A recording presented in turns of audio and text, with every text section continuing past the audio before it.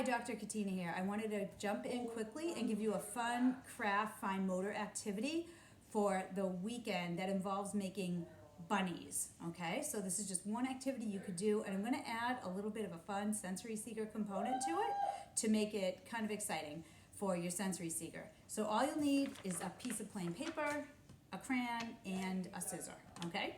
So you want to start out by having your child rub their hands together for like at least 20 seconds. This is how you're going to add that extra sensory component. You could use a little lotion, you could just do it with dry hands, but where everyone's been washing their hands so much, you might want to do a little lotion. That could be something that's great. So you want to sort of rub back and forth for 20 seconds, or maybe even sing a song.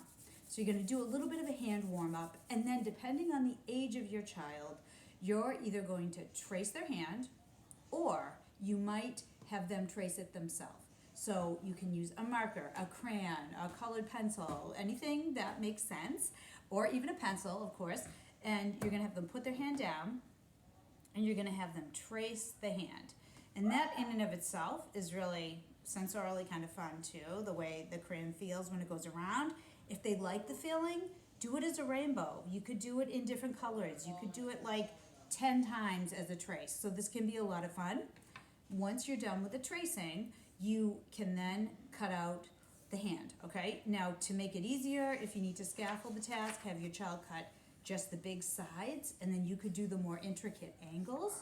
Here's a little tip on cutting. If you are teaching your child for the first time how to cut into an angle, I usually do something called the pizza slice, where I make a line like this, and then I have a child learn how to cut to the lines.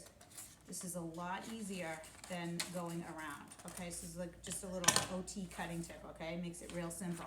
But just for the sake of time, I'm gonna cut this out super quick. And again, you could scaffold it by having them do just the easiest parts, and you take the hard parts, so you could split it up, just depending on the age of your child and how capable they are of cutting.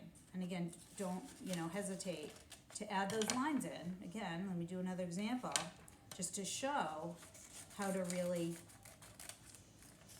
get to the point that you need to be without cutting. I'll do another example of that, okay? You just add a line to show your child exactly where to go, okay? I do that a lot when I teach cutting, okay? So I'm gonna go around, and this is gonna ultimately be the rabbit, okay? So let me show you how that works.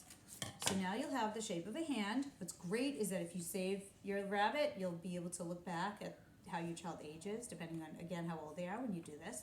So what you're gonna do is you're gonna fold down the thumb and the pinky, and that's gonna, of course, be the bunny paw. So let me make a little paw mark on it right there.